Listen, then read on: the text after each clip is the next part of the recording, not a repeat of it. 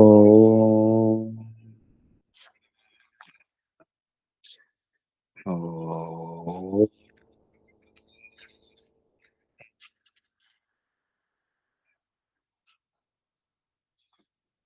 ओम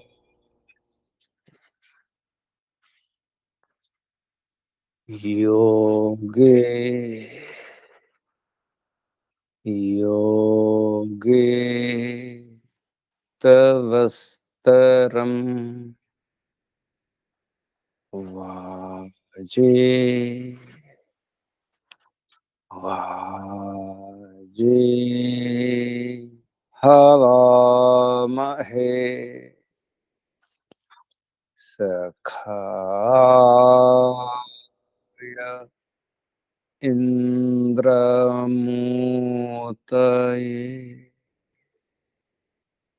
सखाय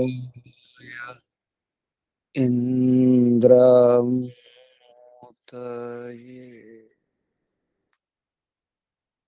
ओम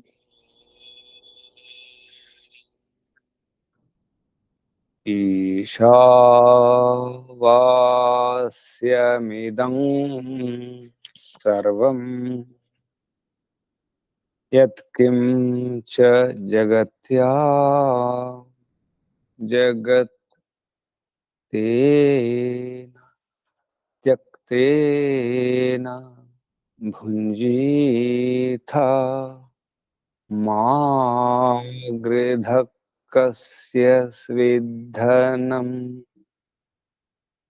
तेन त्यक्तेन भुञ्जीथा मा गृधः कस्य स्विद्धनम् ॐ वायुरनिलममृतमथेदम् भस्मान्तं शरीरम् ॐ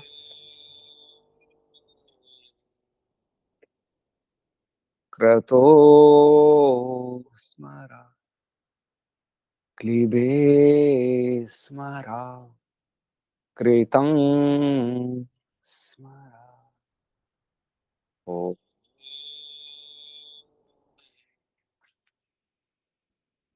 क्रतो स्मर क्लीबे स्मर कृतं स्मर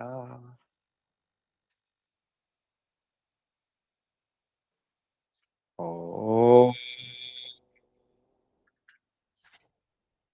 हिरण्मयेन पात्रेण सत्यस्यापि हितं मुखम् यो सावादित्ये पुरुषः सो सावहम् ॐ खं ब्रह्म ॐ खं ब्रह्म ॐ शान्ति शान्ति शान्तिः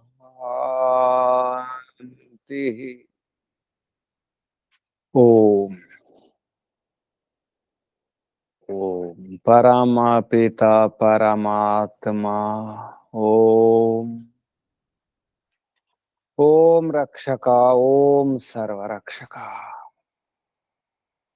ओम सदा रक्षका सर्वदा रक्षका सत्य रक्षका नित्य रक्षका सर्वत्र रक्षका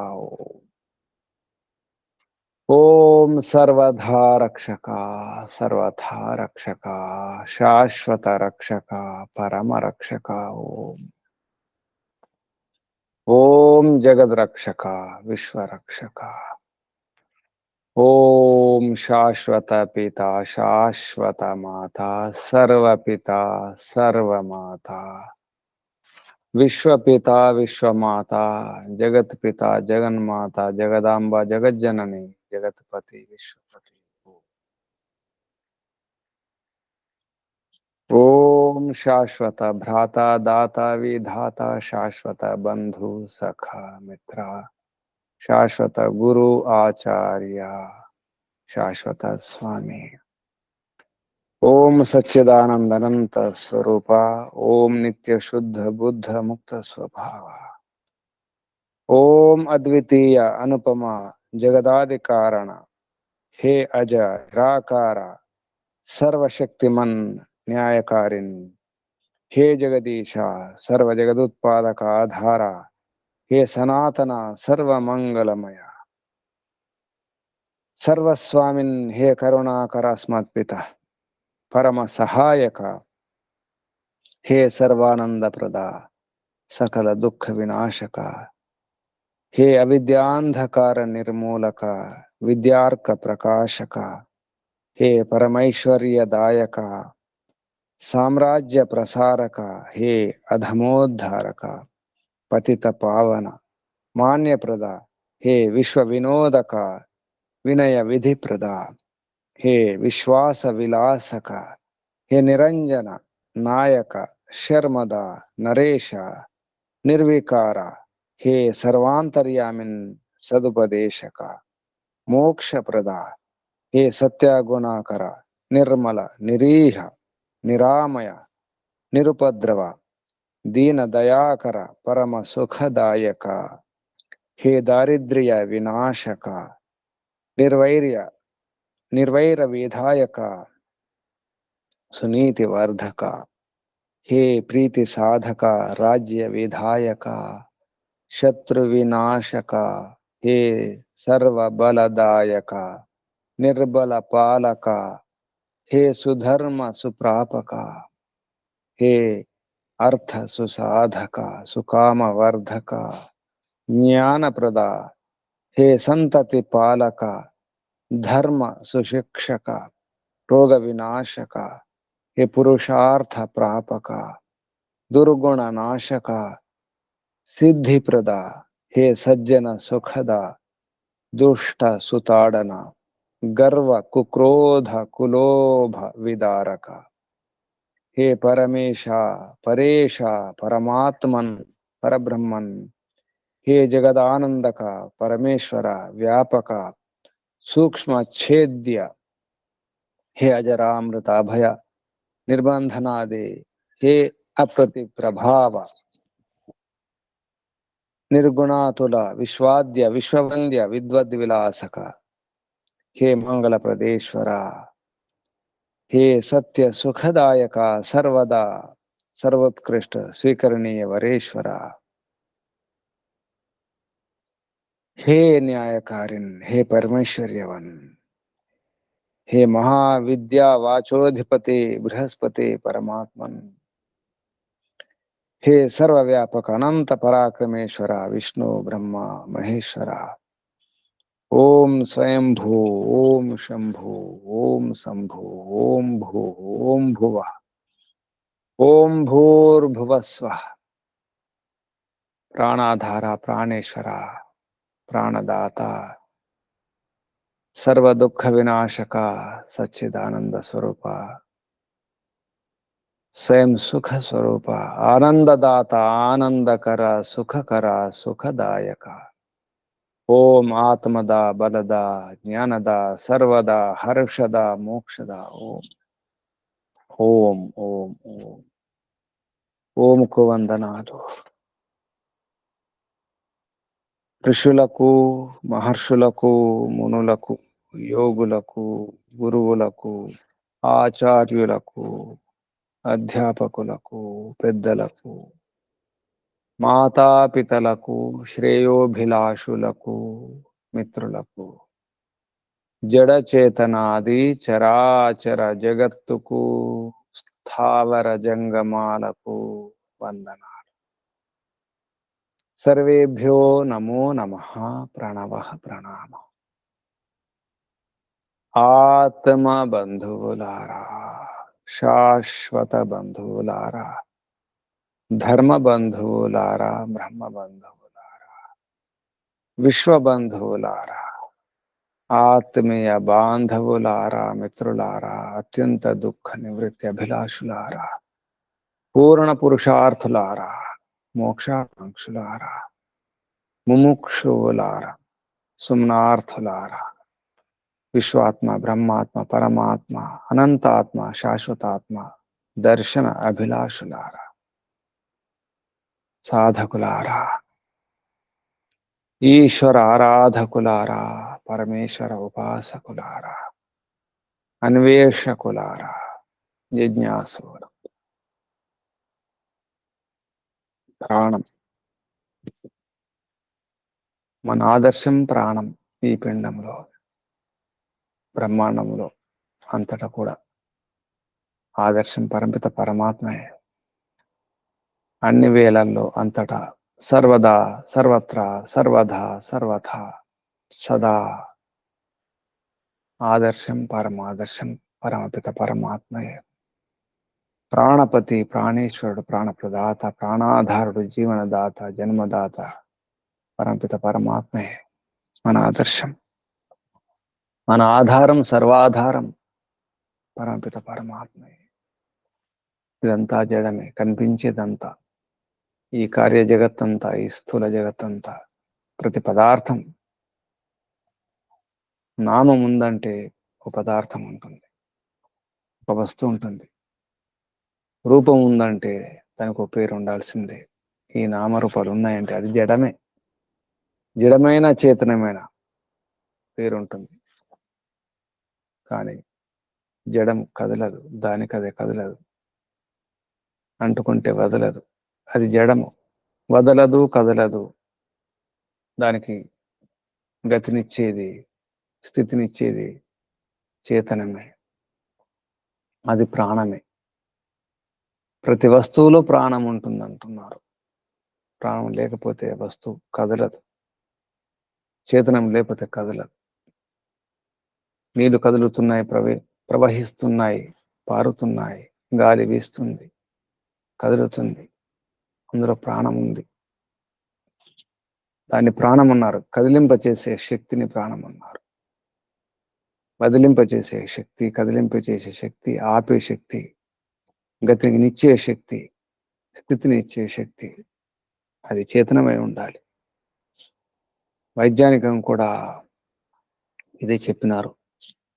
వైజ్ఞానికుడు ఏదైనా జడ పదార్థం ఉంటే దానికి అది కదలదు, దానికి అది వదలదు, ఉన్న చోటే ఉంటుంది.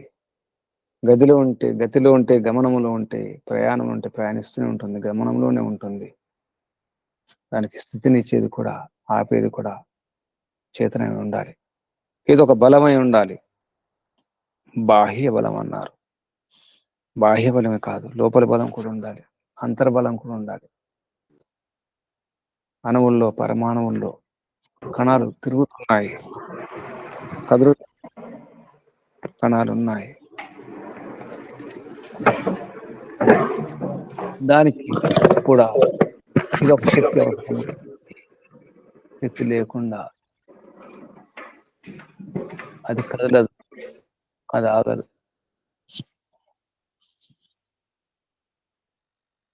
ప్రాణం మనకు ఆదర్శం అన్నారు. ప్రాణం ఉండాలి. ప్రతి వస్తువులో ప్రాణం ఉంటుంది, శక్తి రూపంలో ఉంటుంది. దాన్ని స్థిర విద్యుత్ అంటారు వైజ్ఞానికంగా. ప్రతి వస్తువులో ఆకర్షణ ఉంటుంది, ఒకదానికి మరొకటి ఆకర్షణ, పరస్పర ఆకర్షణకు ఉంటుంది. ఒక గ్రహానికి మరొక గ్రహానికి ఆకర్షణ ఉంటుంది. ఇనుప ముక్క అయస్కాంతానికి మధ్య ఉన్నట్టుగానే గ్రహాలు తిరుగుతున్నాయి. దూరం పోకుండా సూర్యుని యొక్క శక్తి, సూర్యుని యొక్క ఆకర్షణ శక్తి ఆపుతుంది. దూరంగా వెళ్ళిపోవాలని చూస్తుంటాయి. ఒక త్రాడుకు ఒక రాయిని లేదా ఒక బరువైన వస్తువును కట్టి తిప్పినప్పుడు ఎలా ఉంటుంది? చేతిలో దారం ఉంచుకొని, ఆ తాడు ఉంచుకొని తిప్పినప్పుడు అది గుండ్రంగా తిరుగుతుంది. చెయ్యికి ఆ వస్తువుకు సంబంధం, దారం బంధం. ఆ దార బంధముతో చేయి వెనక్కి లాగుతుంది. రాయి లేదా బరువైన వస్తువు వెళ్ళిపోవాలని చూస్తుంది, పారిపోవాలని చూస్తుంది.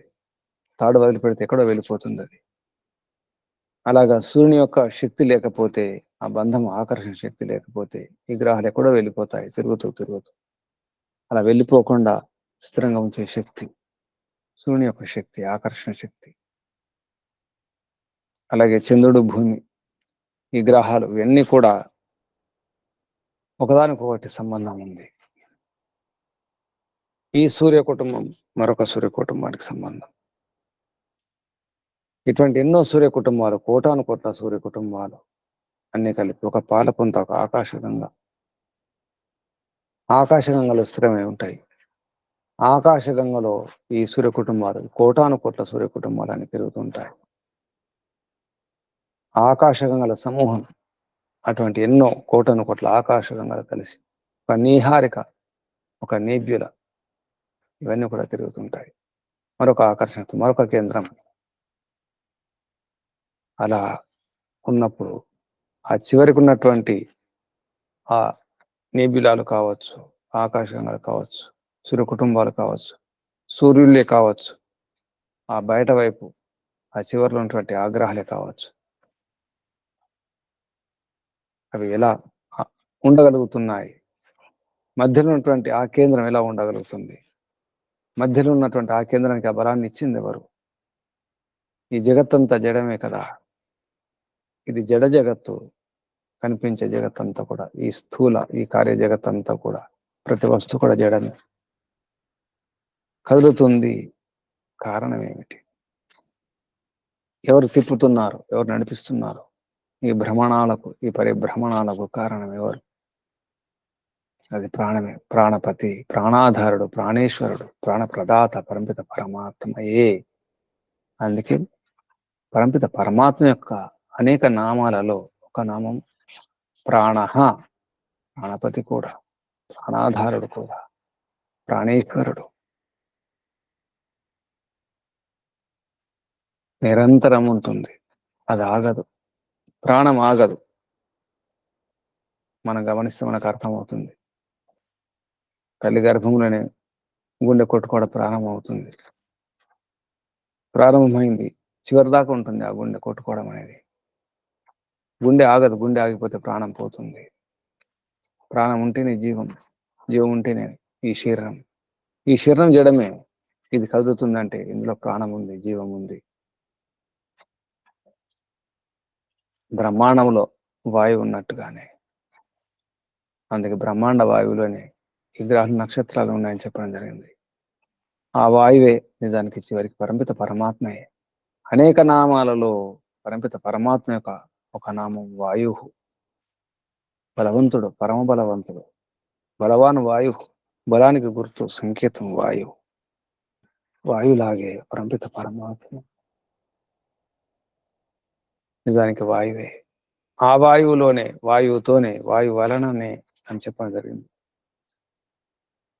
ప్రాణం వలననే సూర్యుడు ఉదయిస్తున్నాడు, ప్రాణములోనే అస్తమిస్తున్నాడు.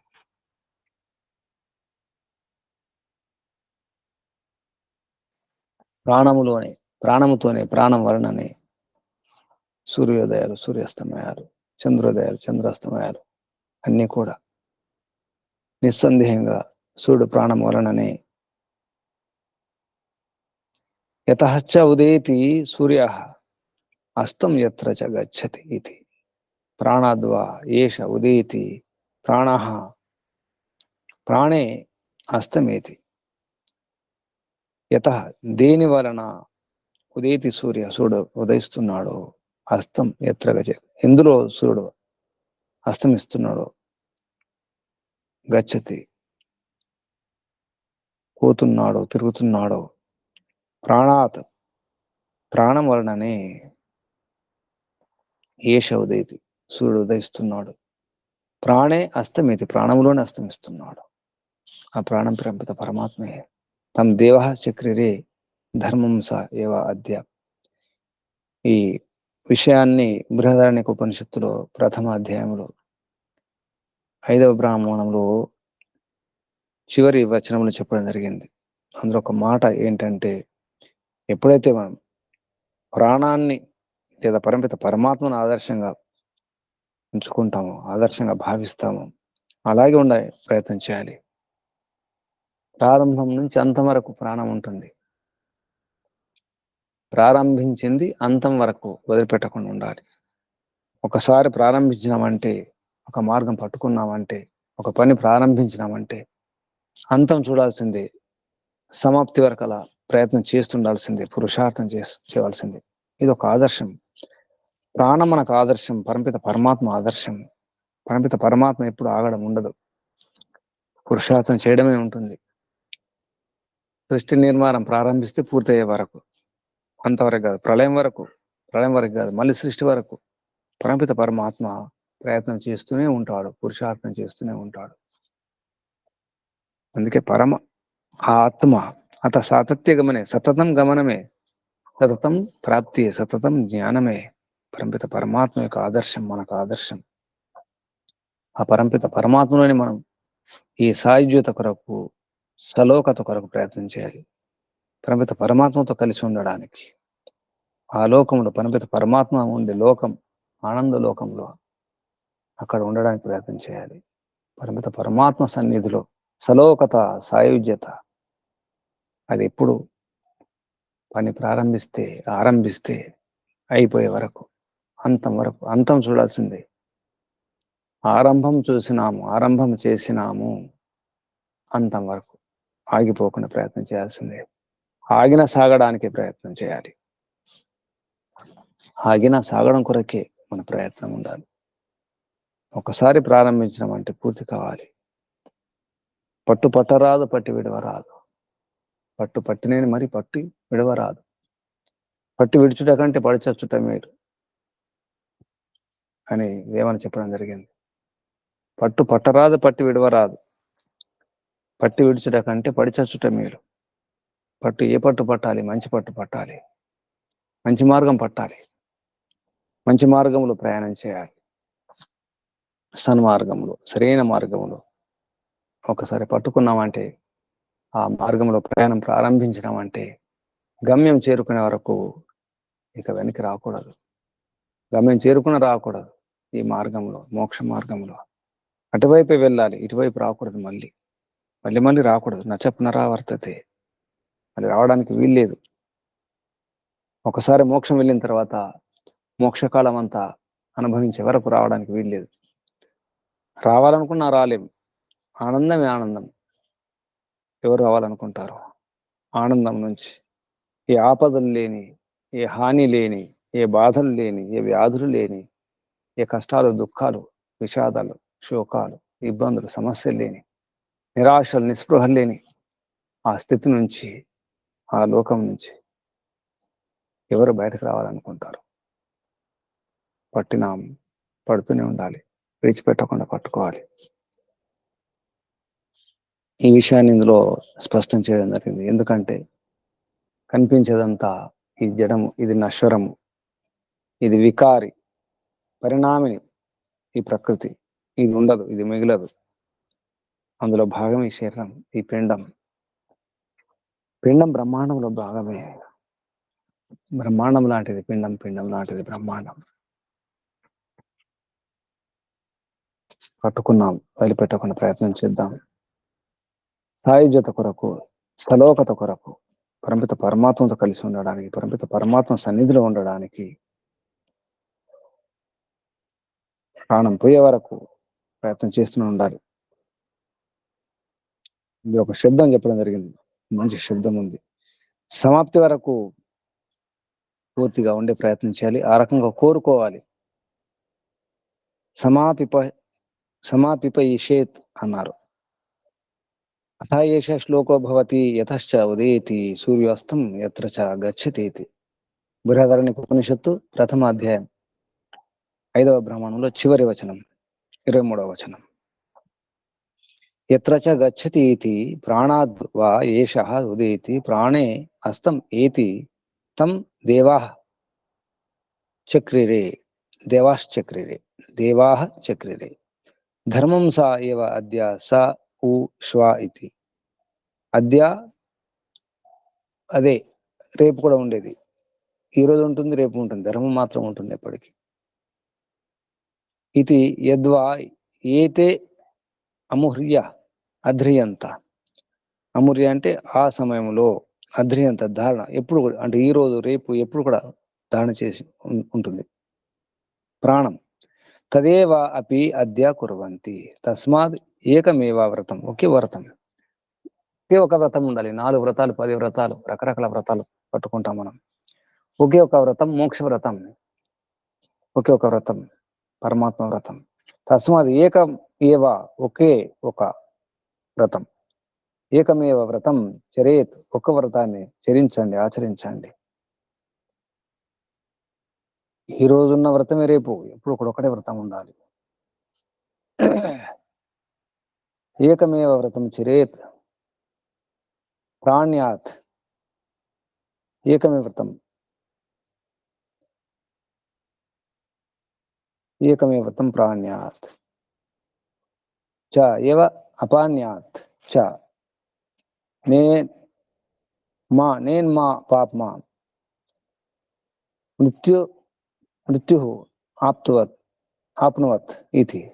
యద్ ఊ చరేత్ సమాపిపయిషేత్. ఇక్కడ ఒక శబ్దం ఉంది, సమాపిపయిషేత్. సమాప్తి వరకు పూర్తి కావాలని కోరుకోవాలి. పూర్ణం చేసే ఇచ్ఛ, తప్పకుండా పూర్ణం చేయాలి, సమాప్తం చేయాలనే కోరిక, దాన్ని సమాపిపయిషేత్.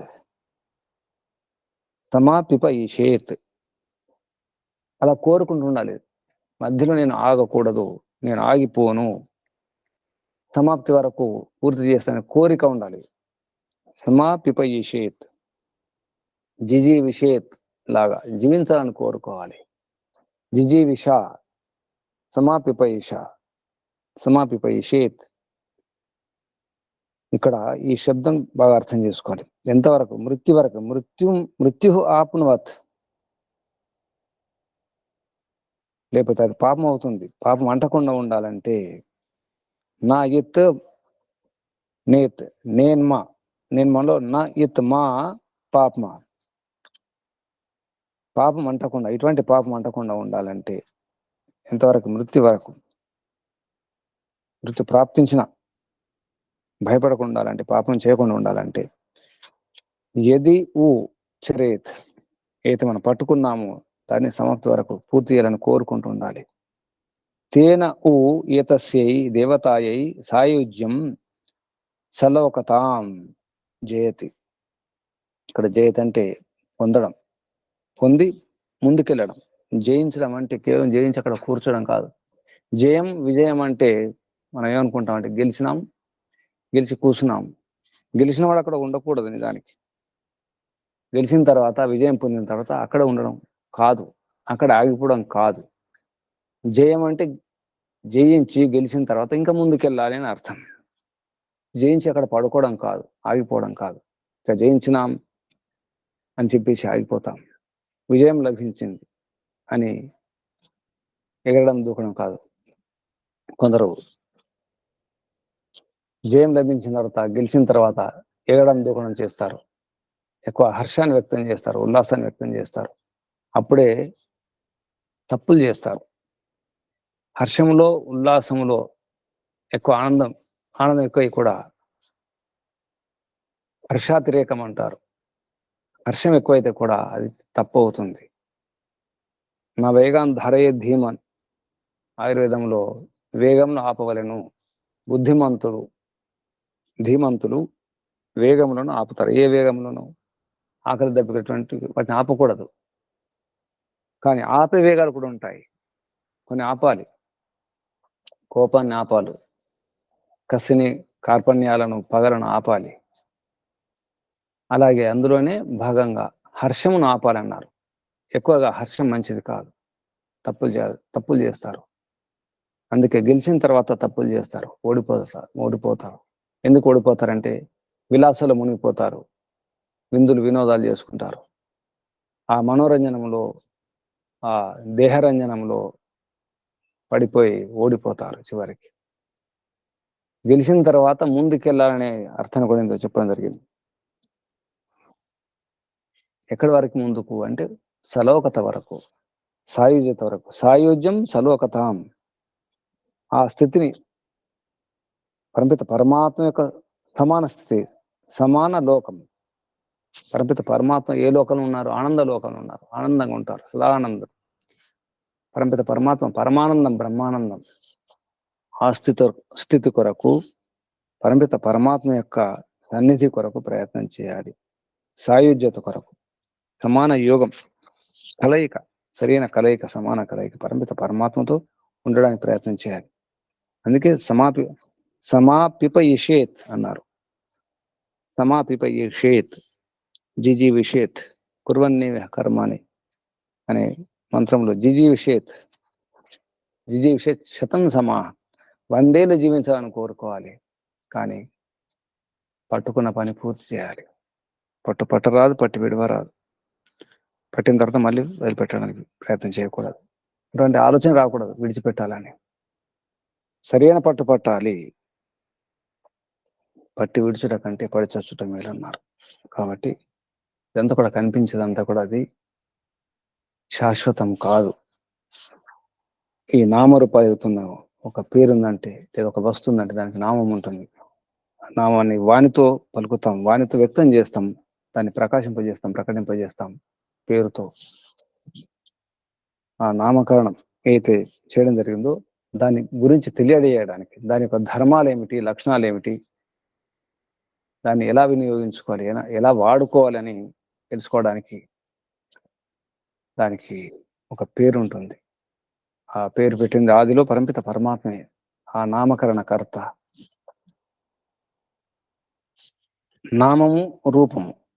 నామాన్ని వానితో వ్యక్తం చేస్తాము, రూపాన్ని కంటితో వ్యక్తం చేస్తాము. ఈ రూపం ఇదని కంటితో తెలుస్తుంది. ఈ విషయాల గురించి చెప్పడం జరుగుతుంది. బృహదారణ్యక ఉపనిషత్ ప్రథమ అధ్యాయం. దానికంటే ముందుగా ఈ ప్రథమాధ్యాయంలో అయితే విషయాలు ఉన్నాయో, ప్రథమ అధ్యాయంలో ఉన్న విషయాలను కూడా మనం సరిగా గమనిస్తే సృష్టి రహస్యం అంతా మొత్తం కూడా చాలా పరోక్షంగా చెప్పినట్టు తెలుస్తుంది. కొన్ని నేరుగా ఉన్నాయి.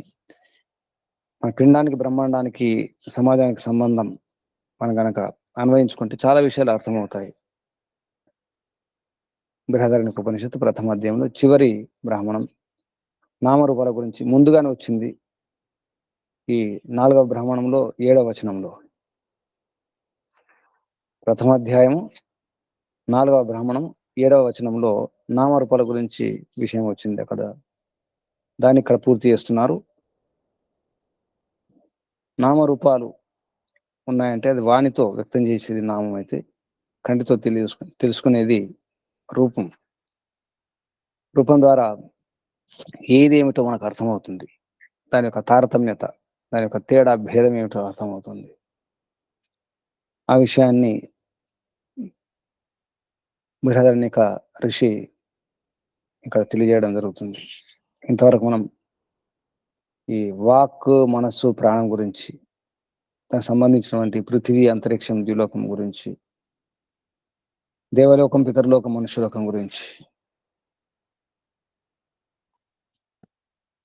ఈ త్రికాల గురించి చెప్పడం జరిగింది. అలాగే ఈ 6వ బ్రాహ్మణంలో నామ, రూప, కర్మ గురించి. నామం అంటే వానికి సంబంధం, రూపము కంటికి సంబంధం, కర్మ అనేది ఇది ఆత్మకు సంబంధం. ఒక పని జరుగుతుందంటే ఆత్మ ఉంటేనే, శక్తి ఉంటేనే. నీరు ప్రవహిస్తుందంటే, గతి ఉందంటే దాంట్లో శక్తి ఉంది, ప్రపంచ శక్తి. ఆ శక్తి నుంచి పరమిత పరమాత్మ ఒక చేతన శక్తే. జడ పదార్థానికి శక్తినిచ్చేది, బలాన్నిచ్చేది, కదిలింపజేసేది, గతినిచ్చేది, స్థితినిచ్చేది బయట ఒక బలం ఉండాలన్నారు వైజ్ఞానికంగా. ఆ బయట బలాలు లేదా లోపలి బలాలు, బాహ్య బలాలు కానీ ఆంతరిక బలాలు కానీ ఇచ్చేది పరమిత పరమాత్మయే. జీవాత్మ కూడా చేయగలుగుతుంది, ఎందుకంటే చేతనం కాబట్టి. కర్మకు ఆత్మకు సంబంధం, నామానికి వాని సంబంధం, రూపానికి కంటికి సంబంధం. ఈ విషయంలో చెప్పడం జరుగుతుంది. ప్రథమ అధ్యాయంలో 4వ బ్రాహ్మణంలో 7వ వచనం చెప్పిన విషయాన్ని ఇక్కడ పూర్తి చేయడం జరుగుతుంది. ఈ ప్రపంచంలో 3 ముఖ్యంగా కనిపిస్తాయి. త్రయం వా ఇదం నామ రూపం కర్మ తేషాం నామ్నాం వాగ్ ఇతి ఏతద్ ఏషాం ఉక్తం అతః హి సర్వాణి నామాని ఉత్తిష్టంతి. ఇక్కడ ఉత్తిష్టం అంటే లేస్తాయి అంటే తెలియదు.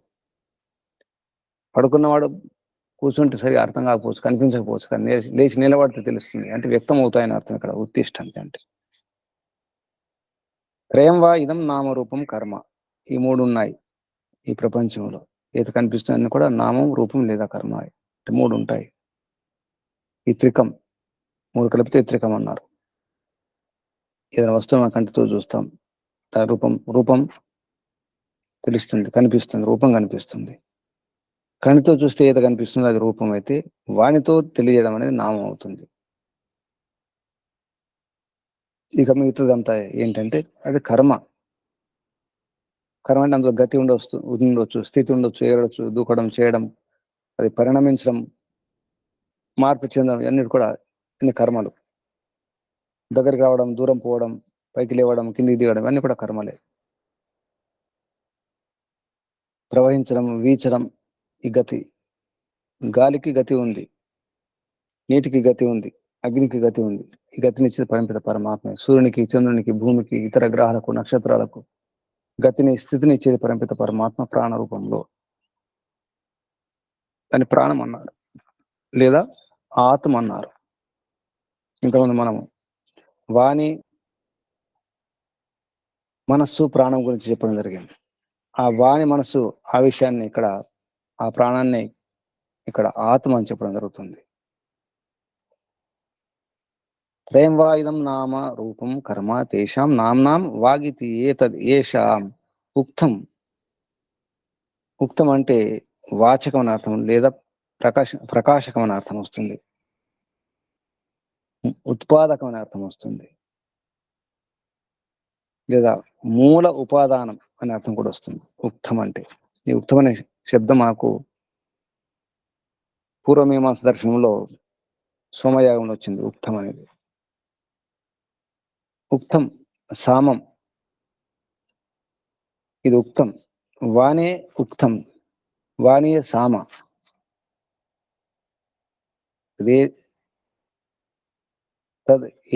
తద్ ఏషాం సామః ఏతద్ధి సర్వైః నామభిః సమం ఏతద్ ఏషాం బ్రహ్మ ఏతద్ హి సర్వాణి నామాని బిభర్తి. ఈ నామాలన్నీ కూడా వాణిలోనే, వాణి అంటే బ్రహ్మలాగా వాణి ధరిస్తుంది, నామాలను ధరిస్తుంది. పరమిత పరమాత్మ అన్నిటిని ధరించినట్టుగా, ధారణ చేసినట్టుగా. అంటే వాణి యొక్క గొప్పతనాన్ని ఇక్కడ వర్ణించడం జరుగుతుంది. వాణి ఎంత గొప్పదంటే వాణియే ఉక్తం, వాణియే సామం. సమం అంటే సమత, సమానత్వాన్ని ఇచ్చేది, సమన్వయం చేసేది వాణియే. వాణి ద్వారానే సమన్వయం జరుగుతుంది. మరొక రకంగా రకరకాల గోవులు ఉంటాయి. గోవులు అంటే ఒక జాతి, రకరకాల గోవులు ఉండొచ్చు, కానీ గోవులు అనగానే గో సంతతి, గోజాతి అనగానే అంత ఒకటే అయిపోతాయి. మానవులంతా ఒకటే, మానవులు అనగానే ఒకరే. విడివిడిగా ఉన్నప్పుడు కూడా మానవులు అనగానే ఒకటి అవుతుంది. అలా వాణి సమానం చేస్తుంది. సమతకు గుర్తు, ఏకతకు గుర్తు వాణి. వాణి ద్వారా అందరూ సమన్వయం చేసుకొని కలిసి ఉండవచ్చు అనే అర్థాన్ని కూడా చెప్పడం జరుగుతుంది. వాణియే సామము, వాణియే ఉక్తము, వాణియే బ్రహ్మ అన్నారు చివరికి. వాణి సమానత్వాన్ని, ఏకతను స్థాపించేది వాణియే.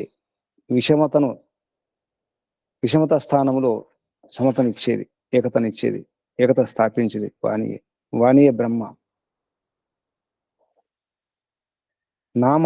నామాలకు బ్రహ్మ, నామం ధరించేది వాణియే. బ్రహ్మ అంటే గొప్ప, బ్రహ్మ అంటే విశాలత. ఈ విశాల విశ్వాన్ని ధరించే పరిమిత పరమాత్మలాగే ఈ శరీరంలో వాణి యొక్క మహిమను వర్ణించడం జరుగుతుంది. అలాగే ఈ కనిపించే ఏతుందో చక్షువు, ఈ కన్ను కూడా ఉక్తమే. అది తెలియజేస్తుంది, వ్యక్తం చేస్తుంది పైకి లేస్తుంది. లేస్తుంటే వ్యక్తం అవుతుంది. ఉక్తం లేవడం. వాచకం ఉక్తం అంటే ప్రకాశం, ఉక్తం అంటే ఉత్పాదకం, ఉక్తం అంటే మూల ఉపాదనం అని కూడా చెప్పడం జరిగింది. అది ఉక్తం. అథ రూపాణం చక్షు ఇది ఏతద్ ఏషాం ఉక్తం అథ హి సర్వాణి రూపాణి ఉత్తిష్టంతి ఏతద్ ఏషాం సామః ఏతద్ హి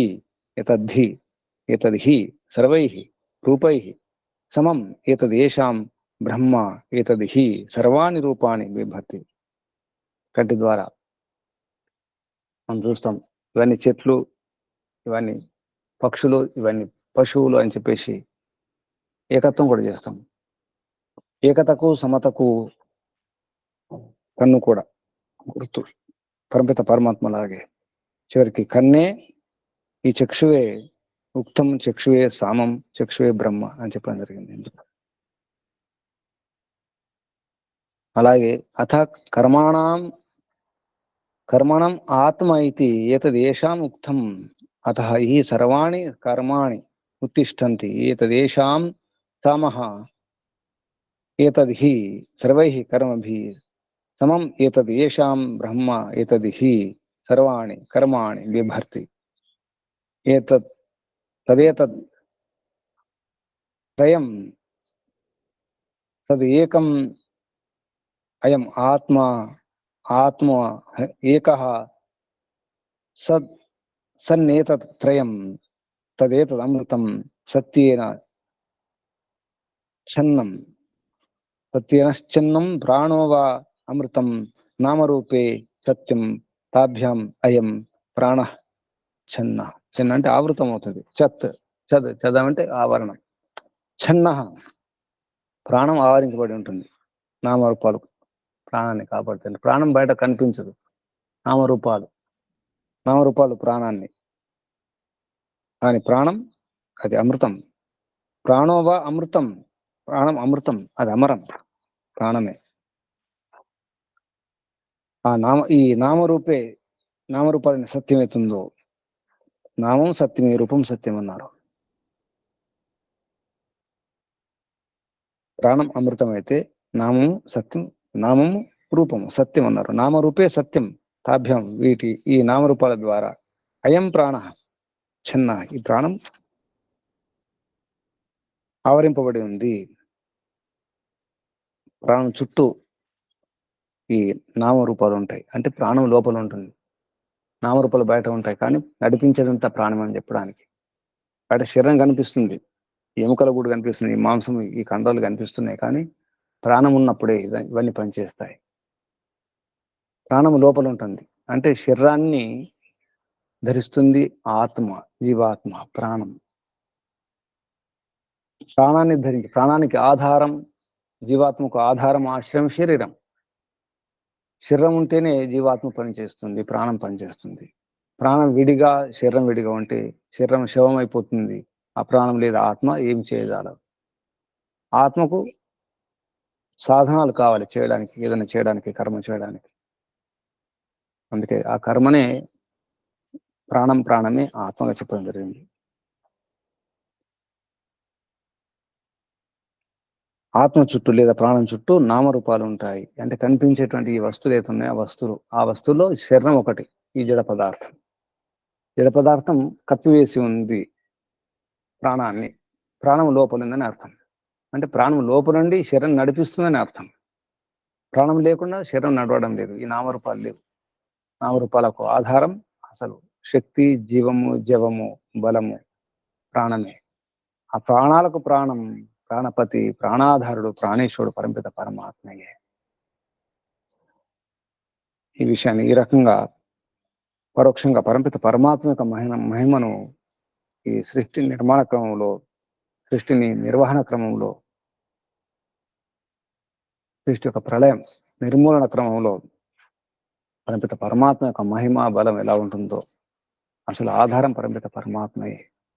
ఎన్ని నామాలు ఉన్నప్పుడు కూడా, రూపాలు ఉన్నప్పుడు కూడా, ఈ సూర్యుడైనా, చంద్రుడైనా, ఏ గ్రహమైనా, ఏ పాలపుంతైనా, ఏ నిహారిక నేబుల అయినా, ఈ విశ్వం అంతా కలిపి కూడా, విశ్వం అంటే ఒక పేరు, దానికి రూపం ఉంటుంది. గ్రహ నక్షత్రాలన్నీ కలిసి ఈ భూమి అంటే ఒక పేరు. ఈ భూమికి రూపం ఉంటుంది. ఈ భూమి తిరుగుతుంది, గతి ఉంది. గతి ఉందంటే నడిపిస్తుంది ఎవరు? గతినిస్తుంది ఎవరంటే పరంపిత పరమాత్మయే. అదే ప్రాణం. భూమికి ఆత్మ, ఈ బ్రహ్మాండానికి ఆత్మ పరమాత్మయే. ఈ రకంగా నామ రూప కర్మ పేరుతో చెప్పండి. కర్మ అంటే ప్రాణమే. మళ్ళీ అంతకుముందు మనం నామ రూప కర్మ విషయంలోనే మరొక శబ్దాలు చెప్పుకున్నాం. వాక్, వాణి, మనస్సు, ప్రాణం అని. అదే అన్నం అని, తన వద్ద ఉంచుకోవాల్సిన అన్నం అనే సందర్భంలో వాణి, మనస్సు, ప్రాణం 3 అన్నాలు, తన కొరకు ఉంచుకోవాల్సినటువంటి అన్నాలు. అదే విధంగా బ్రహ్మాండంలో అదే నామరూప కర్మలు. వాణి, మనస్సు, ప్రాణమే బ్రహ్మాండంలో నామరూప కర్మలు. ఆ కర్మ ఆధారమే ఆత్మ.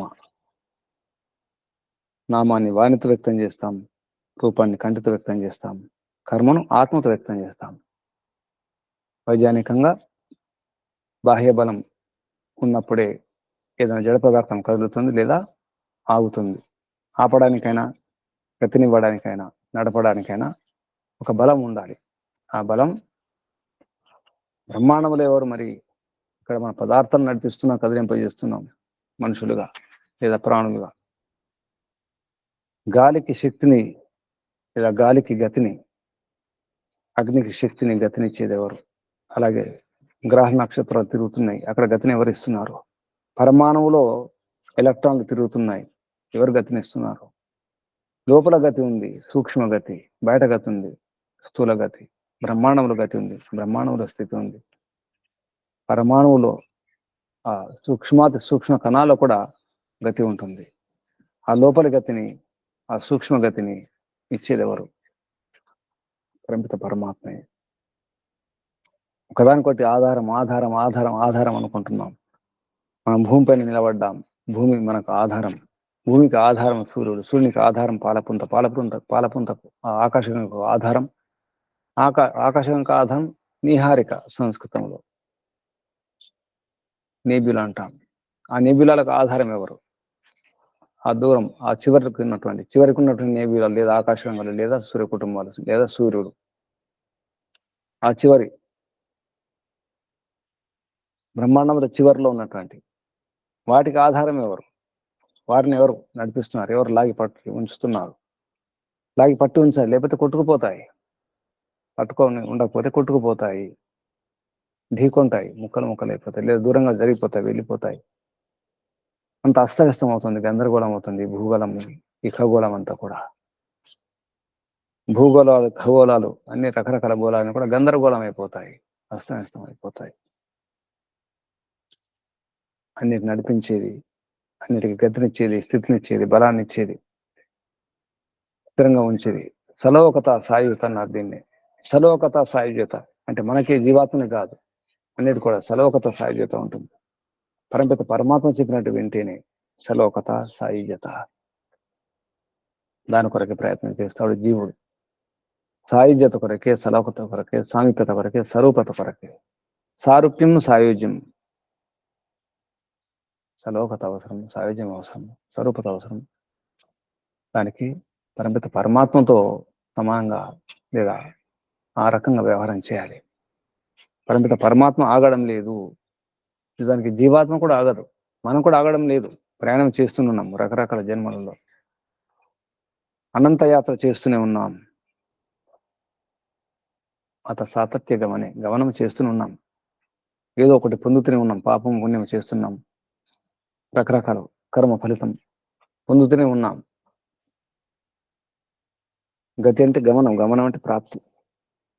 జ్ఞానం కూడా ఏదో ఒక జ్ఞానాన్ని పొందుతున్నాం, మంచి చెడు ఏదో ఒక రకంగా విద్యను అవిద్యను పొందుతూనే ఉన్నాం కదా.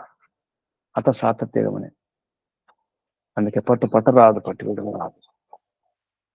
పట్టిన తర్వాత మళ్ళీ విడిచిపెడతారు. దానికంటే పడి చచ్చుట మేలు అన్నారు. పట్టి విడుచుట కంటే పడి చచ్చుట మేలు. పడి చచ్చుటే మేలు. దాని అర్థం ఏంటి? విడిచిపెట్టకుండా ఉండాలి. సంపూర్ణంగా మన ప్రయాణం గమ్యం చేరే వరకు పూర్తి చేయాలి అనే ఆదర్శం తీసుకోవాలి. ప్రాణం యొక్క ఆదర్శం పరమిత పరమాత్మ యొక్క ఆదర్శం. అన్నిటికంటే గొప్ప ఆదర్శం మనకు పరమిత పరమాత్మే. ప్రాణపతి, ప్రాణేశ్వరుడు, ప్రాణదాత, ప్రాణాధారుడు పరమిత పరమాత్మే. జీవనదాత, జన్మదాత పరమిత పరమాత్మే. ఈ రకంగా బృహదారణిక ఉపనిషత్తులో ప్రథమాధ్యాయంలో చివరి బ్రాహ్మణం, 6వ బ్రాహ్మణం పూర్తి చేసుకున్నాం. తర్వాత ద్వితీయాధ్యాయం ప్రారంభమవుతుంది. ద్వితీయాధ్యాయంలో అజాత శత్రు గార్గ్యుని యొక్క సంవాదం, బ్రహ్మోపదేశం. ఇక్కడ నుంచి చర్చలు, సంవాదాలు, సంభాషణలు రూపంలో, కథల రూపంలో చాలా విషయాలు మనకు బృహదారణ్యక ఉపనిషత్తు ఋషి తెలియజేస్తారు. ఇవన్నీ కూడా ఋషులు, మహర్షులు సాధించి, శోధించి, వారి యొక్క అనుభవాన్ని రంగరించి అందించిన విషయాలే. ఆనుభవిక విషయాలను చెప్పడం జరుగుతుంది. ముందుగా ఒక భూమిక తయారయ్యడం జరిగింది. సృష్టి యొక్క నిర్మాత ఎవరు, సృష్టికర్త ఎవరు, సృష్టికర్త యొక్క గొప్పతనం ఏంటి, ఎలా జరిగింది అనేది ఆరంభించడం జరిగింది. ఈ పునాది పైన ఇక బ్రహ్మ యొక్క ఉపదేశం, బ్రహ్మ యొక్క గొప్పతనం ఏంటి, బ్రహ్మను ఎలా తెలుసుకోవాలి, బ్రహ్మ యొక్క మహిమ గురించి వర్ణించడం జరుగుతుంది తర్వాత అధ్యాయాలలో. ఇది బృహదారణ్యక ఉపనిషత్తు ప్రథమ అధ్యాయం ఈరోజు పూర్తవుతుంది 6వ బ్రాహ్మణంతో. శుభం. ఓం శం. పరమపిత పరమాత్మకు, ఋషులకు, మహర్షులకు, మునులకు, యోగులకు, గురువులకు, ఆచార్యులకు, అధ్యాపకులకు, పెద్దలకు అందరికీ వందనాలు, ప్రణామాలు. మహర్షి దయానంద సరస్వతి గారికి, వారి గురువు గారు గురువర్య దండి స్వామి విరజానంద సరస్వతి గారికి ధన్యవాదాలు, వందనాలు, ప్రణామాలు అర్పిస్తూ, బంధువులారా, సాధకులారా, ఉపాసకులారా, జిజ్ఞాసులారా, అన్వేషకులారా, మీ అందరికీ వందనాలు, ధన్యవాదాలు, అభినందనాలు, పరమపిత పరమాత్మ ఆశీర్వాదాలు. ఓం. నడుము, వీపు, మెడ, తల నిటారుగా ఉంచుకోండి. శ్వాస నిండా నింపుకోండి. పట్టుపత రాదు, పట్టు విడవ రాదు. మన ఆదర్శం ప్రాణం, మన ఆదర్శం ప్రాణపతి పరమపిత పరమాత్మ. గమ్యం చేరుకునే వరకు వదిలిపెట్టకూడదు. సాయుధ్యత, సాలోకత, దానికోసం ప్రయత్నం చేద్దాం. పరమపిత పరమాత్మ లాగా ఉండి ప్రయత్నం చేద్దాం. సామీప్యత కొరకు పరమపిత పరమాత్మ సన్నిధిలో ఉండడానికి ప్రయత్నం చేద్దాం. పట్టి విరుచుల కంటి పరిచర్చుట మేలు. పట్టినాం, ఇక ప్రయాణం చేయాల్సిందే, గమ్యం చేరుకోవాల్సిందే, ఆచరించాల్సిందే, ఆనందాన్ని అనుభవించాల్సిందే. ఈ భావనతో 3 సార్లు ఓంకారం. ఓం.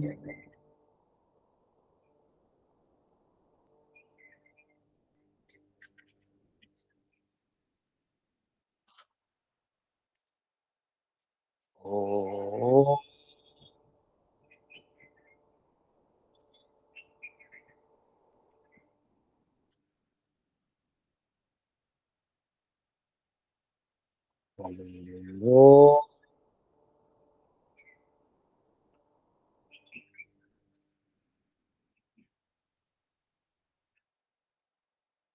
శాంతి శాంతి శాంతి. శాంతి పాఠం చెప్పండి.